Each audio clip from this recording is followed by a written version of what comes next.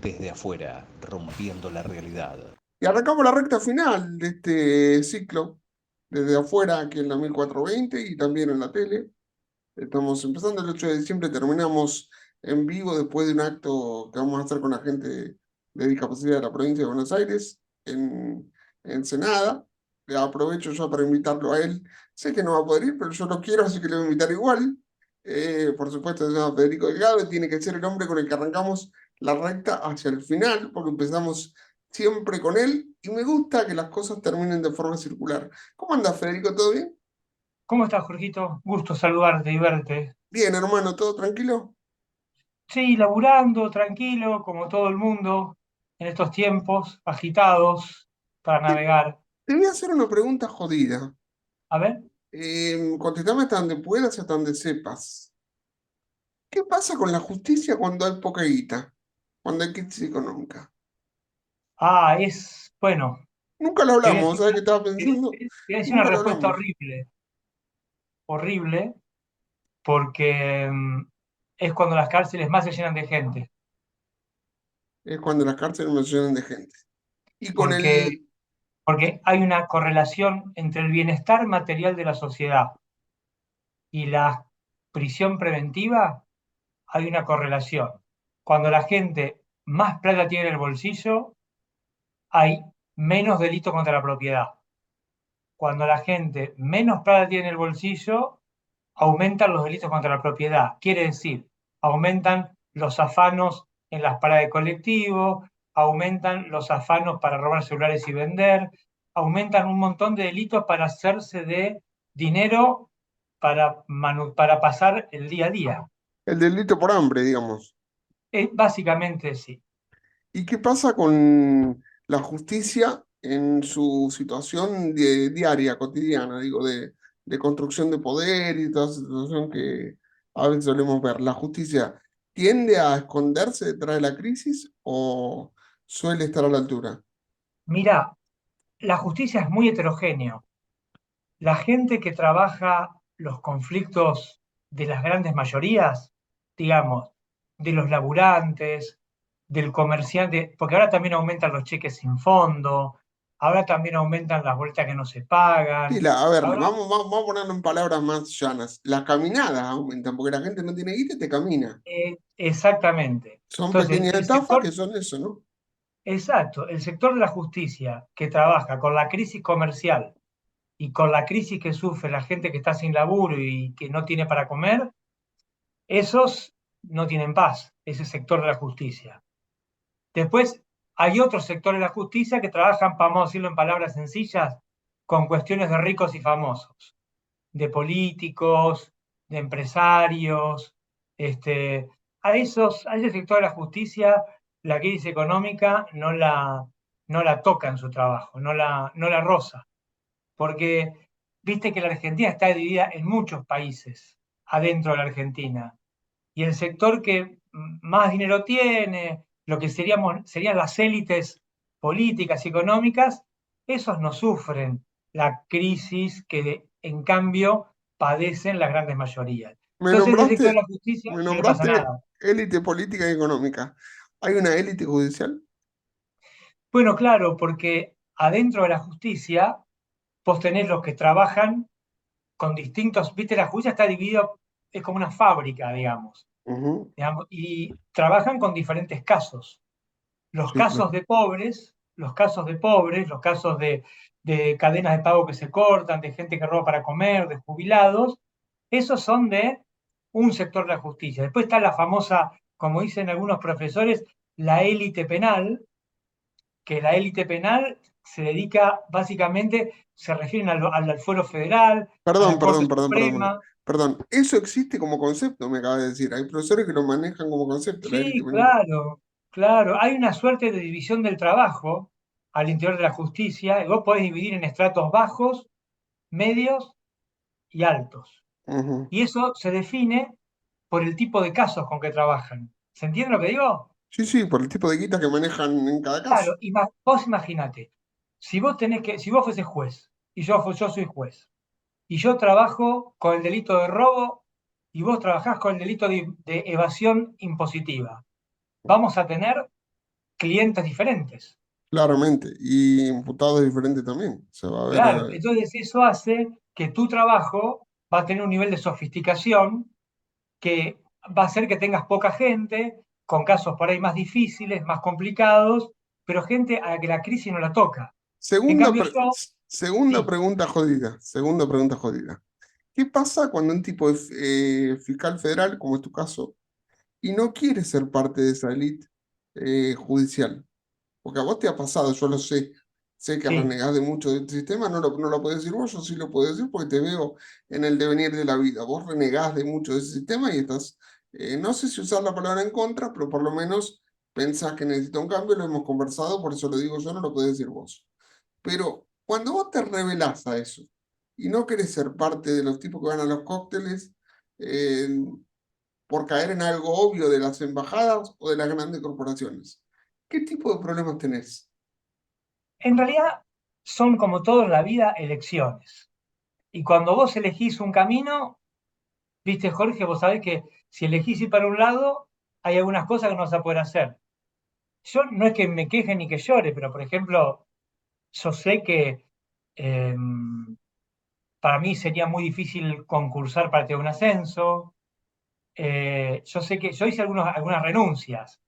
Yo ¿Vos te sé que, parece que con tu nombre, con tu conocimiento público, te pueden complicar un ascenso, Federico? sí, claro, yo sé que no puedo recomendar a amigos, a familiares para que consigan trabajo en la justicia, digamos. Hacerse ese tipo de perdés lo que algunos viejos políticos llamaban canonjías, este, perdés tolerancia.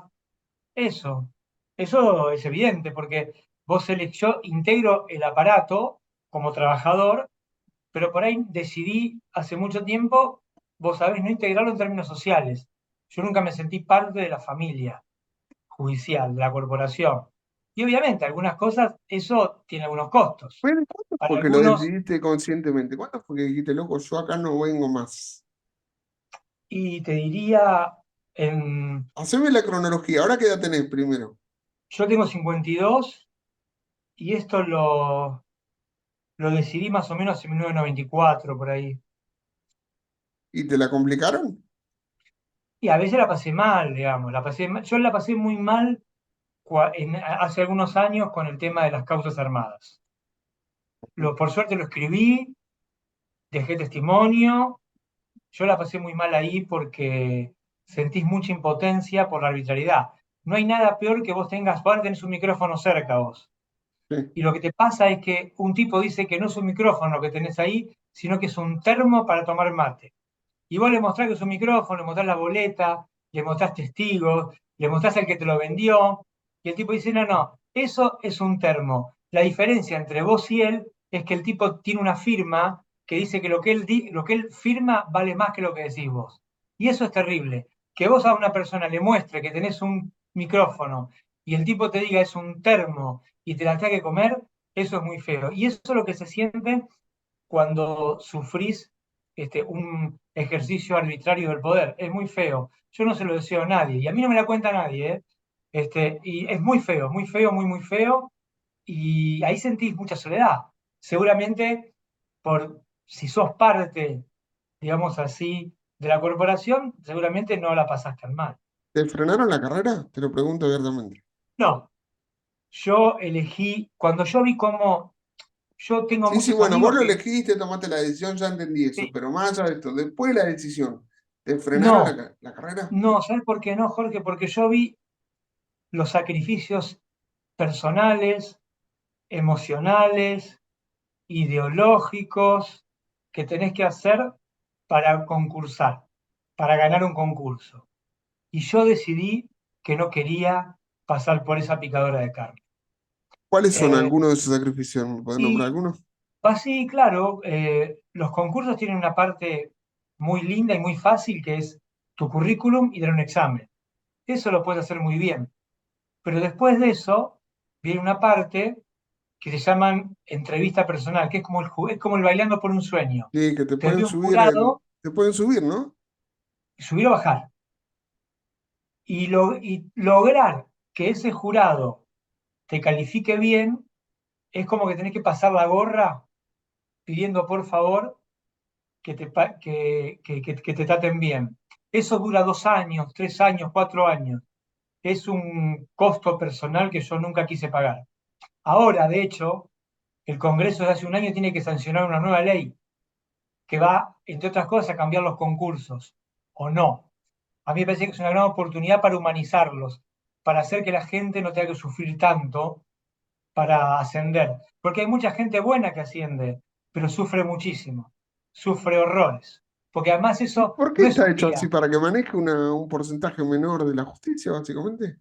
Y está hecho así para digamos, para que haya amigos o afinidad ideológica, o para que digamos, los intereses particulares se cuelen en la elección de jueces. Si no, haces un examen y un currículum, una tabla, y el que más puntos ganó, se terminó. ¿Qué necesidad tenés de pasar por esa ronda de conocimiento personal? Eso es para que el peso político, el amiguismo, la Para afinidad garantizar ideológica impunidad se cuele. posterior. Absolutamente. O los compromisos que asumas. Entonces yo no Claro, porque decía que no quería fíjate lo que pasa participar. ahora con el expresidente Macri. Tiene todo un sistema que está funcionando, por lo menos para demorar. No voy a meterme a juzgar el trabajo de la justicia, pero digo, por lo menos están demorando, de Eh, mínima. y sí, y además, porque lo peor que tiene el sistema judicial actual, que yo no sé por qué, sí sé por qué, o imagino por qué, la política no se mete con eso, porque la política siempre tiene la esperanza que algún día eso te va a favorecer. El problema más grande que tiene es que todo el diseño, todo el aparato administrativo carece de obligación de rendir cuentas. Cualquier juez, cualquier fiscal puede hacer lo que quiere y no pasa nada. Se da por sentado que todos van a ser buenos. Eso no es solamente, puede ser un poco de inocencia alguna vez en el tiempo que cuando eso se diseñó. Pero ahora eso también te sirve, a la política también le sirve. Le sirve para que los juicios se prolonguen por mucho tiempo, le sirve para que no terminen nunca, le sirve también para usar políticamente los juicios. ¿Viste? Ujú. Cristina esto, Macri el otro, le sirve a todo el mundo. A Entonces a mí me todos les parece sirve. que, ¿eh? A todos les sirve. Ahora, también Yo es creo que sí, cierto que Alberto intentó una reforma judicial sí. y hubo una resistencia de la propia justicia y de las corporaciones bastante particular. Mirá, sí es una buena pregunta. No solo Alberto fracasó. Néstor Kirchner y Gustavo Belli fracasaron. Cristina Kirchner y sus leyes de democratización de la justicia no se implementaron. Macri y Garabano, con su proyecto de justicia 2020, no lo pueden aplicar. Alberto Fernández, su proyecto de reforma judicial, no lo pudo pasar por el Congreso. Esto me parece que nos debería hacer pensar que cuando hablamos de la justicia, hablamos de algo más que de los jueces y fiscales. Me parece que hablamos de una forma en que funciona el poder político en la Argentina, que ¿Te necesita puedo hacer una un sistema corrección judicial humilde? como este. ¿Te puedo hacer una corrección humilde? Sí, Estamos hablando del poder, de algo más, del poder político y del poder económico en Argentina. claro, el poder. Yo no le pondría aditamento, el poder. Ahí me gusta Porque, más, porque yo creo que el porque poder vos económico fijate, hoy está jugando fuertísimo en la justicia argentina. Es mi opinión, mirá, no, no tenés Jorge, por qué compartirla. no, pero mirá, Jorge, vos, como yo, pues solo por ver los diarios, intuís que mucha gente en la Argentina no paga impuestos. No, claro, ¿Vos cuántas condenas viste por evasión de impuestos a los grandes empresarios? casi ninguna. Casi ninguno Vos, está preso. com- vos como yo, intuís que en la Argentina, como en toda parte del mundo, se lava dinero. ¿Vos Sí, cuántas condenas viste por lavado de dinero? prácticamente nulas. Bueno, eso quiere decir que el poder económico también se beneficia. Sí, están jugando, ahí Es- voy, están jugando ese yo digo, partido. es el poder, a secas. El Ahora poder es uno. bien, vamos a otro punto. ¿Qué pasa cuando vos tenés a Capuchetti que no investiga cuando tiene las pruebas sobre la mesa, por ejemplo? Cuando vos tenés a un nuevo fiscal, cuando vos tenés a un fiscal en otra causa aledaña, como es el caso de Molde, si no me equivoco, ¿no? Que está investigando la Revolución Federal. No, es la Revolución Federal, lo tiene el juez Martínez George y el fiscal Policita. Policita, perdón. Perdón. No soy experto en justicia, te pido disculpas, para eso estamos, que soy el que sabe. Che, ¿cómo lo ves cuando ves que una jueza demora tanto en ni siquiera iniciar una investigación? Yo lo que veo ahí es que algo que me asusta mucho, sobre todo en este tipo de casos, porque el trabajo de los... Yo la verdad que lo que conozco de lo que hizo Capuchetti es lo que sale en los diarios, ¿no? La causa, no voy a hablar de la causa porque sería muy irresponsable. Lo que sí me parece que es muy preocupante es que quienes están disconformes con el trabajo de los jueces y los fiscales, que está bien, está bien que haya gente conforme y gente disconforme, es parte del juego. Lo que sí me preocupa es que para corregir esas disconformidades, la ley plantea caminos para que eso se corrija, plantea caminos para que el ciudadano tenga forma de que ¿Cuáles otras son esos personas caminos para aquellos que no sabemos ausculten. nada? Ahí voy a eso. Sin embargo, y en casos como estos, que los protagonistas son personas tan importantes, a mí me asusta que utilicen para criticar para demostrar su enojo, canales informales que no son los de la ley. Porque me parece que estamos incentivando a la gente a que no siga el camino de la ley, sino que siga el camino de las redes sociales, de la descalificación, de un montón de cosas. La ley tiene camino y hay que seguir el camino de la ley. La ley Y pasa que la plantea. ley con algunos jueces no siempre es confiable, Bueno, Federico. pero justamente, cuando se trata de gente tan importante, que tiene mucho poder político, mucho prestigio social, que tiene mucha prédica dentro de la dirigencia política, a mí me asusta que no se siga el camino de la ley. Y el camino de la ley es el Consejo a la Magistratura, es el Congreso, es el Ministerio Público Fiscal, es activar los mecanismos de sanción y eventualmente de remoción de los magistrados. No, nunca vas a lograr que un juez o un fiscal se vaya por, eh, por las cosas que se digan a través de los medios de comunicación masiva o de las redes sociales. Lo que sí lográs con eso es siempre sacarle una capa de viruta más al edificio judicial. Y eso, en el fondo, lo que hace es delegitimar la democracia. A mí me parece que lo que hay que hacer es hay que seguir el camino más difícil, pero el más seguro, que es el de la ley. Sentarse en el Consejo General de la Magistratura, hacer los planteos, construir mayorías y lograr que los organismos de la Constitución funcionen, porque si no, estamos siempre usando diagonales y esas diagonales, en el fondo del camino, en el mediano plazo, humildemente me parece a mí, siempre hacen que las grandes mayorías vivan un poquito peor, porque las incentivamos a que se pueda hacer cualquier cosa menos seguir el camino de la ley. Y eso me parece que es complicado.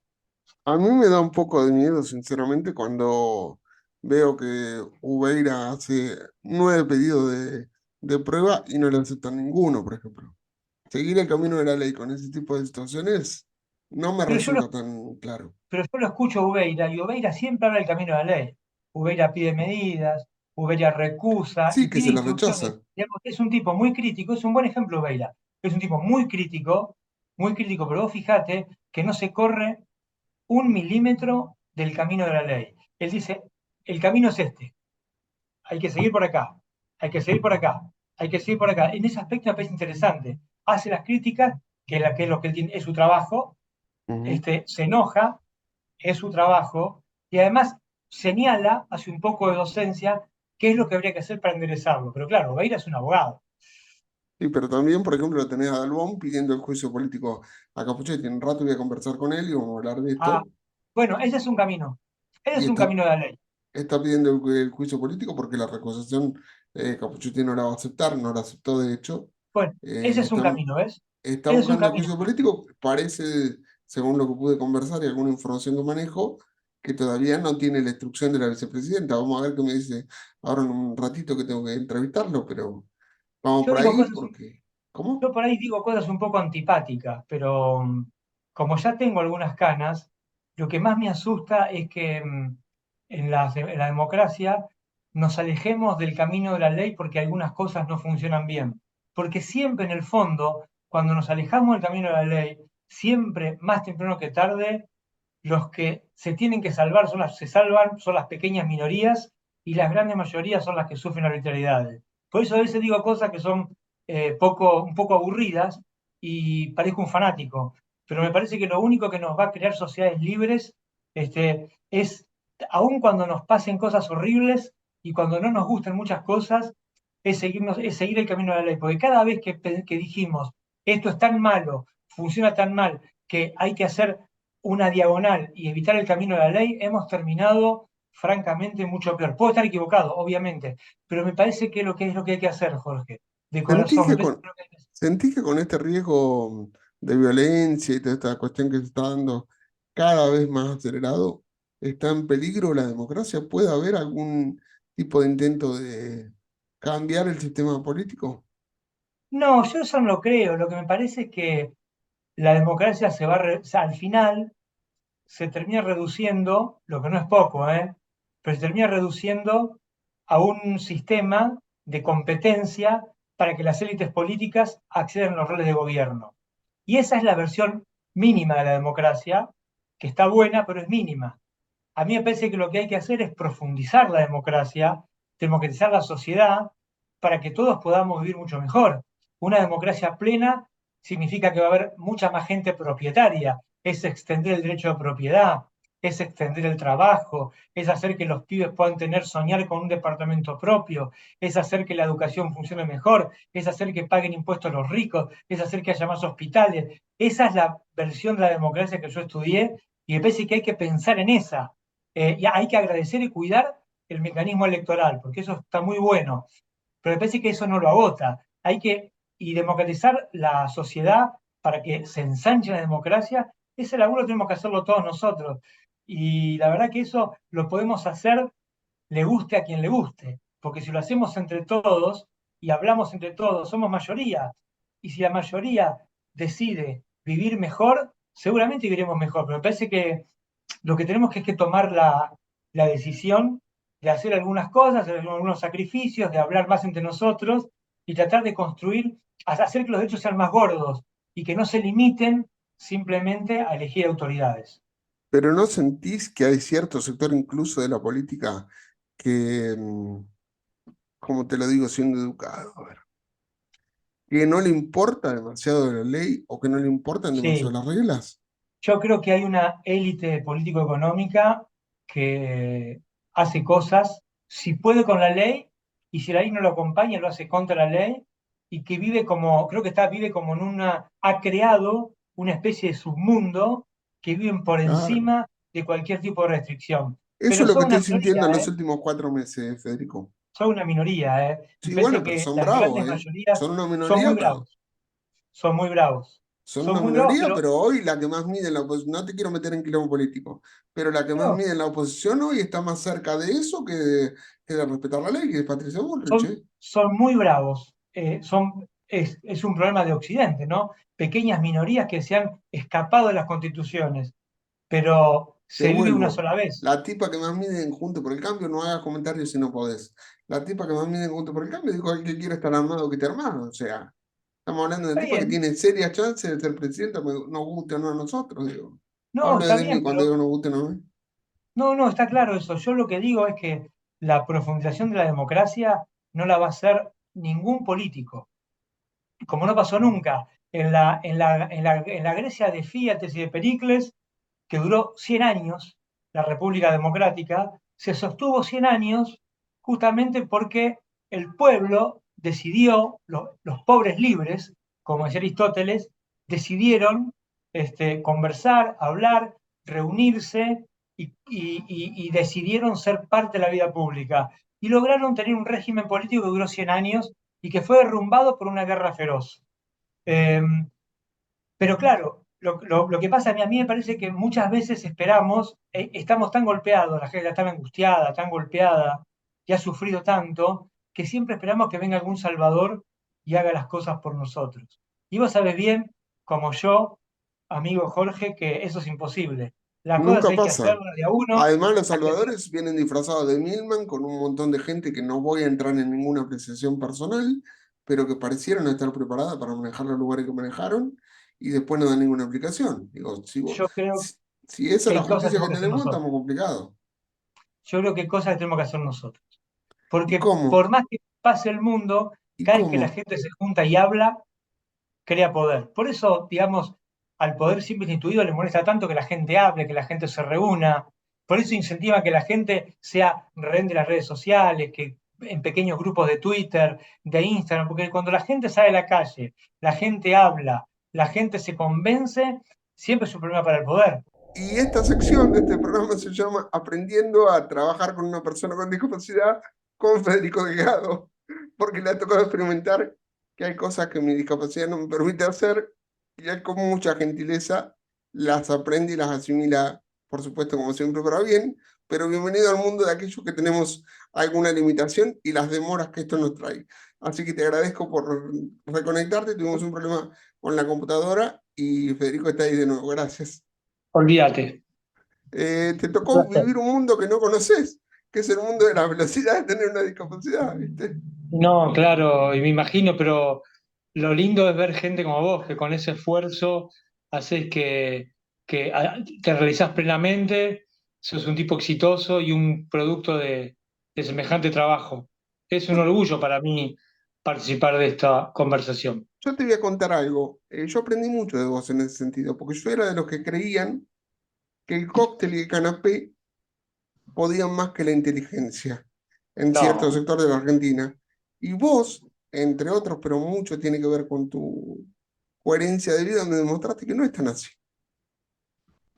mirá, bueno, la verdad es un orgullo que me digas eso, pero yo creo que nada puede contra el trabajo, la inteligencia y la perseverancia.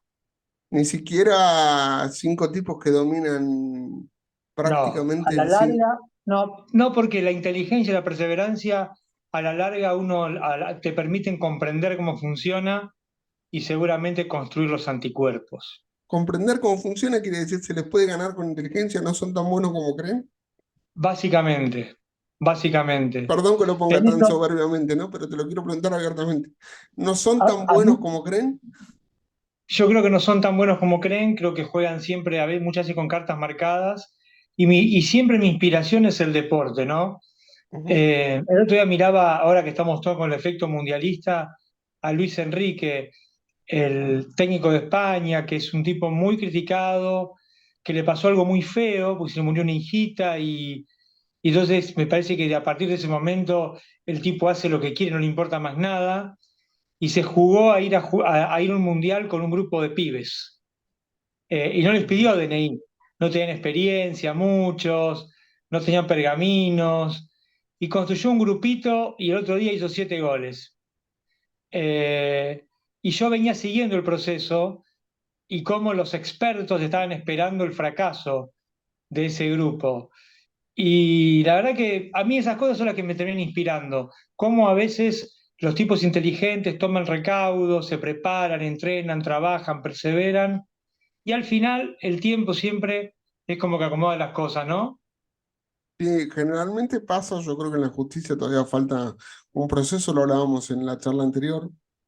Eh, Creo que hay que encontrarle a la justicia un equilibrio, porque la Sí, balanza de la justicia lo ha perdido, ¿no? Me parece a mí, por lo menos. sí. Hay que, hay que arreglarla y hay que darle la posibilidad a la gran cantidad de gente que es muy buena. La gran mayoría de los judiciales son gente buena, gente que labura, gente que trabaja, gente que está contenta, pero hay que crear las condiciones para que puedan, hay que ayudar, hay que construir reglas claras para que esos puedan ascender y llegar a los puestos de decisión.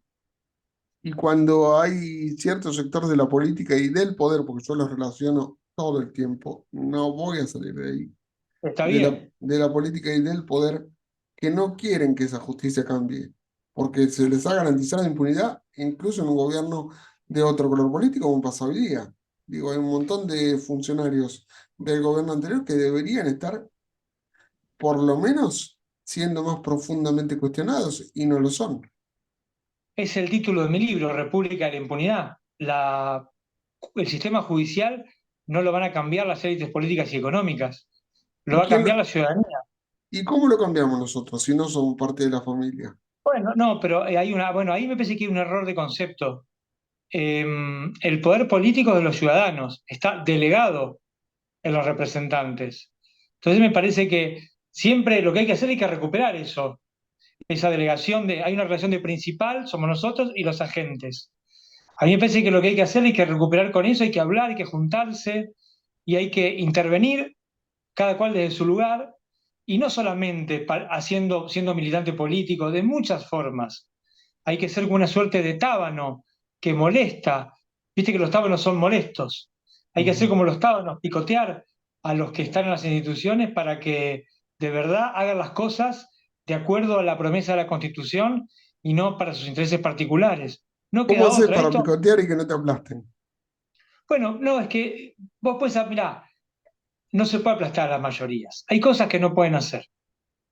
Hay cosas que no pueden hacer. ¿Qué pasaría si, por ejemplo, a muchos dirigentes políticos, 2 millones de personas todos los días les mandasen correos electrónicos, los llamasen por teléfono, les pidiesen entrevistas? Digamos, también hay un cansancio social y hay una agonía social que hace que los que tienen el poder político se sientan muy cómodos. Yo creo que lo que hay que hacer es que recuperar el poder político y hay que intervenir cada cual desde el lugar que puede y con las herramientas que puede. Ahora hay muchas herramientas, hay que imaginar cosas para intervenir y para hacer que los dirigentes que son elegidos realmente cumplan los contratos electorales y que no malversen ese poder. La última, porque este es el cierre del año para nosotros, es la última vez posiblemente que conversemos antes de fin de año, salvo que surja algo demasiado extraordinario que no lo estoy viendo. ¿Cómo terminó el libro que me prometiste la última vez que hablamos? ¿Estabas por empezar a escribir? ¿En qué estamos? Mirá, entregué un manuscrito en la editorial, estoy esperando a ver qué me cuentan. ¿Cuántas hojas? No, va a ser, ¿qué será? No sé, serán 300 páginas de libro, ¿Tema 350. central o temas centrales, ejes? Tema central, cómo hacer ¿por qué se llama, mi título tentativo es La pastilla azul? O ¿cómo, ¿De la cómo Matrix? hacemos, cómo hacemos para tomar la pastilla que nos permita vivir bien? ¿De la Matrix o de la otra pastilla azul? No, con Matrix, jugando con Matrix para Porque ver viste que en cómo. el mundo hay dos pastillas azules. Sí, Una es la de es Matrix y verdad. la otra es la otra. Es verdad. No, lo mío tiene que ver con Matrix y tiene que ver con cómo hacer, qué deberíamos hacer como ciudadanos, qué hemos hecho primero para estar como estamos y cómo podríamos salir de esta situación y de verdad tener una república democrática que merezca ser vivida. ¿Ya identificaste a la agente Smith? ¿Cómo? ¿Ya identificaste a la agente Smith? No, no Todavía aún, no. no aún. Bueno, agacharte, esquivar las balas, sé que podés. La velocidad para esquivar las balas, sé que la tenés. Sí, eso es verdad. Eso es cierto. Ahora acordate que si morís en la Matrix, morís en la vida real también. Eso es cierto también. Hay que Pero la tener... Matrix es como una metáfora, ¿no? Sí, Me claro, parece que. estamos jugando con la metáfora de Matrix. Para aquellos que tienen más de 50, lamentamos mucho. Aquellos que lo van a ver por la Claro. tele, lamentamos mucho. Estamos hablando de una película icónica de las hermanas Wachowski de hace ya varios años. Una trilogía encabezada por el gran Keanu Reeves. Y bueno, otros tantos, ¿no? Lawrence Fishburne y tantos otros que han hecho esa trilogía que habló mucho de lo que es real y lo que no. Y eso es Así con lo es, que Federico va a jugar, ¿no? así es. Esa es un poco esa idea. Y el agente Smith, el día que lo identifiques, ¿la forma es eliminarlo o controlarlo? No, yo creo en la República. La República es un régimen de mayorías, la República Democrática. No se elimina a nadie. Ujú, me gusta Se lo hace eso, libre a través de las leyes. Se me gusta eso. construyen mediaciones institucionales para que nadie tenga que pedir permiso para vivir. Sos un Esa es la hombre, idea. sos un hombre de fútbol y muy de fútbol, así que te tengo que preguntar, no puedo evitarlo, sale esta noche esto al aire en la tele y en la radio. ¿Qué pasa con la escaloneta después de haber perdido con Arabia Saudita? Es un juego. El fútbol es un juego maravilloso. Es un juego. No, bueno, hay muchos que no lo viven como un juego, incluso vos no lo vi como un juego muchas veces, ¿eh? ojalá los muchachos se inspiren, tengan la conversación que deberían haber tenido y hagan los ajustes que tengan que hacer para poder buscar la vuelta y ganar los partidos. Pero en el fútbol no es que hacer un juego, ¿no? Es un juego, se gana y se pierde, es como la vida. Se gana y se ¿Lo, pierde. Ojalá podamos ganar. lo ves Ojalá campeón, podamos ganar. lo ves campeón todavía Argentina o se te bajaron las expectativas? No, yo creo que está con todo final abierto. Todo final abierto. España perdió el primer partido en el 2010 y fue campeón. Sí, nosotros en el 86 también. No, en el 90 El perdimos el 90 primero y fuimos el 90 finalistas. tenés razón. Y casi En el llegamos. 78 perdimos un partido y fuimos campeones. Por eso, yo todavía lo ves ahí con competitividad. Sí, yo veo un torneo muy abierto, muy parejo y muy abierto. Sos un tipo que sabe de esto, porque del Pájaro Hernández a esta parte sabes muchísimo de fútbol y lo digo porque sos hincha de Boca, fanático de toda la vida. ¿Cómo ves a la selección mexicana de este mundial? ¿Se le gana? Sí, a nosotros nos cuesta siempre México, ¿no? Sí, nos Del complican los 70 en mexicanos. adelante nos ha tocado, pero me parece que sí, es un equipo ganable, no es la mejor versión de México, tiene muchos problemas internos, Martino creo que no le buscó la vuelta, no le encontró la vuelta, pero son 11 contra 11 y todos tienen un arco atrás. ¿Te hubiera gustado ir a Qatar? Sí, me hubiera gustado ver un mundial, nunca vi un mundial, me gustaría ver un mundial. Y estás a tiempo todavía, ¿no? Sí, igual Qatar no me parece un lugar muy atractivo porque es un país que no tuvo revolución francesa, Te lo ¿no? pregunté a propósito, ¿eh? Te lo pregunté a Entonces, propósito. como no tiene, como no tuvo una revolución francesa, no tienen las libertades que nosotros a veces nos olvidamos que tenemos. No tienen el régimen, digamos, la Revolución Francesa es algo muy importante porque naturalizó algo magnífico, que todos nacemos con derechos y con algunos derechos que son inalienables y que son imprescriptibles. Y eso algunos sectores del mundo aún no lo tienen, Bueno, porque no tuvieron. había prometido que esta segunda entrada era para cerrar y me colgué hablando de fútbol con vos como siempre, así que no te voy a romper más la No, paciencia. bueno, Cerrá como vos quieras y decime que no te pregunté. ¿Qué me olvidé de preguntar? no, me preguntaste, creo que lo que hablamos siempre, un placer para mí felicitarte. Yo quiero felicitarte por el emprendimiento, porque sé lo que has crecido este año. Estamos Sé que por ahí contentos. hay algunos ruidos, y como creciste, hay algunos ruidos molestos que seguramente tendrás que hacer lo que todo ciudadano tiene que hacer para remediar eso, pero no aflojar porque supongo que tendrás proyectos para seguir creciendo en este emprendimiento tan lindo Sos que parte de ese empezó. proyecto y lo sabés. Ahora viajo a la ciudad central de este país, porque lamentablemente vivo en Chaco y todo pasa en Buenos Aires. Así que la semana del 5 voy a ver si nos podemos tomar un café y te cuento por dónde andamos. Si no estás muy ocupado, 2 minutos, y te cuento por dónde andamos y te agradezco todo lo que has hecho por este programa y por mí en lo personal. Ojalá podamos tomar un cafecito. Si tenés tiempo, para mí Sí, para encantado. vos siempre tengo tiempo. Sos una de las personas que me enseñó, ¿sabes qué? Que el pensamiento todavía tiene un peso. Yo estaba Bueno, decepcionado de mí. Lo voy a decir de una forma poco humilde y te lo digo así claramente para que se vea bien claro lo que quiero decir. Estaba decepcionado hasta de mi propia inteligencia, porque sentía que los boludos nos ganaban hasta por boludo. No sé si me explico bien. sí, claro. Que con A la todos nos violencia, pasa. que con la violencia nos ganaban hasta por boludos. ¿Entendés lo que te digo? Ellos Sí, podían claro. romper y nosotros no podíamos pensar. No sé si es claro lo que planteo. Absolutamente. Salir con A todos nos armas, pasa. prender antorchas, y nosotros nos quedábamos mirando. Entonces, me costaba entender para qué me servía pensar si los demás eran más físicos que intelectuales. Y físicamente yo no podía competir. Te lo digo así en forma concreta, por mi discapacidad y por un montón de otras cuestiones, porque no creo en la violencia. Pero a veces creía que nos ganaban por la fuerza.